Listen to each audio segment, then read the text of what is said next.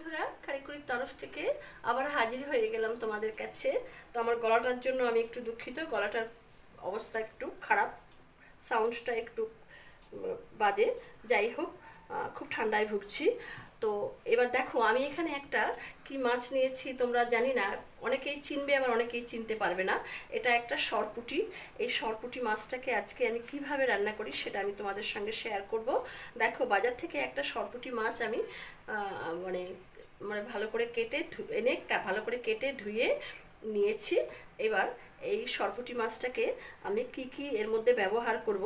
দেখো, এখানে একটা পেঁয়াজ নিয়েছি, একটা ছোট্ট সাইজের টমেটো নিয়েছি, আর দুটো লাল কাঁচা লঙ্কা নিয়েছি। তো আমি এই লাল কাঁচা লঙ্কা দুটো এখানে একটা মিক্সি জারের মধ্যে আমি এগুলো সব একে একে দিয়ে দিচ্ছি।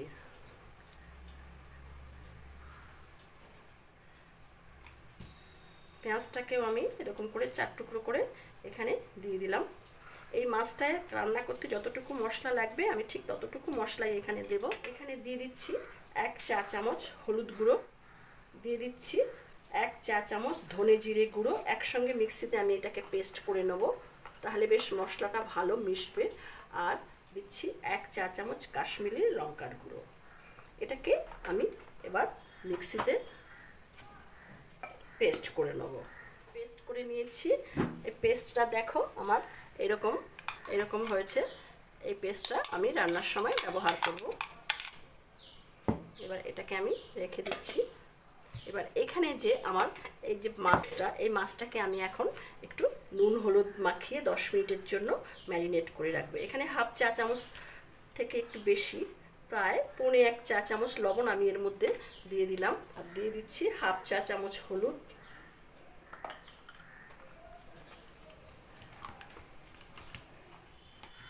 চলো এবার আমরা গ্যাস ওভেনের দিকে যাই। এবার এখানে আমি একটা কড়া বসিয়ে দিলাম, ঢাকনাটা সরিয়ে নিচ্ছি। কড়াটা আমার গরম হয়ে গেছে বন্ধুরা।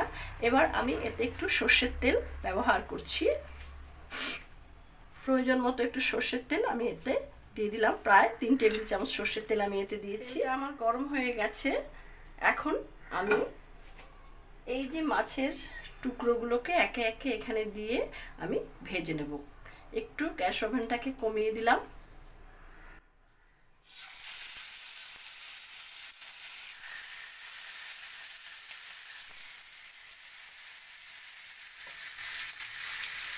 এটাকে আমি 1 মিনিটের জন্য চাপা দিয়ে দিলাম।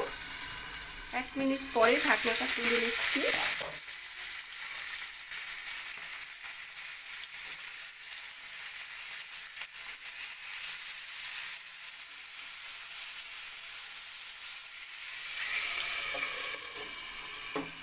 আবার 1 মিনিটের জন্য চাপা দিয়ে দিলাম, ঢাকনাটা তুলে নিচ্ছি।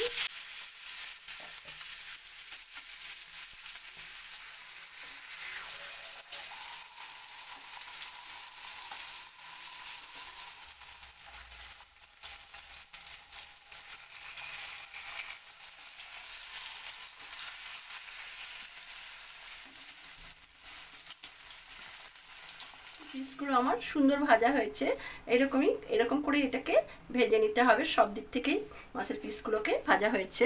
এই তেলের মধ্যে আমি আরেকটু সর্ষের তেল দিয়ে দিচ্ছি, আরও 1 টেবিল চামচ মতো সর্ষের তেল আমি এতে দিয়ে দিলাম। আমার গরম হয়ে গেছে।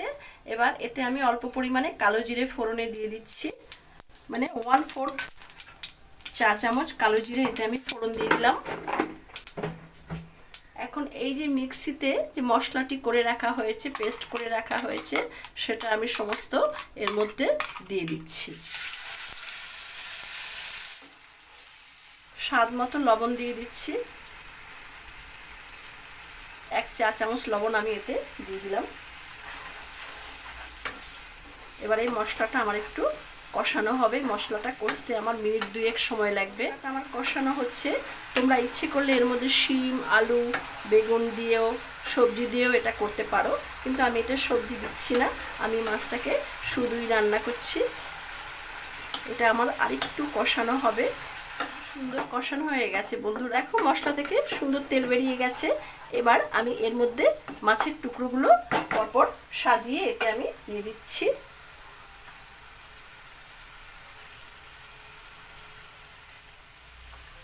এখন দিয়ে দিচ্ছি চায়ের কাপের 1 কাপ জল। জলটা তোমরা তোমাদের পছন্দ অনুযায়ী দেবে। এই মাছটাকে আমি একটু মিনিট 3 থেকে 4 ফোটাবো। টুকরোগুলোকে আমি একটু উল্টে দিচ্ছি যাতে দুই দিকেই ভালোভাবে সিদ্ধ হয়। এই অবস্থায় দিয়ে দিচ্ছি 2টো কাঁচা লঙ্কা, এর মধ্যে একটু ছিঁড়ে এর মধ্যে 2টো কাঁচা লঙ্কা দিয়ে দিলাম। এতে কিছু ধনেপাতা কুচি উপর থেকে ছড়িয়ে দিচ্ছি।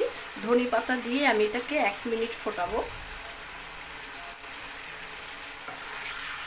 হয়ে গেল আমার সরপুঁটির ঝোল।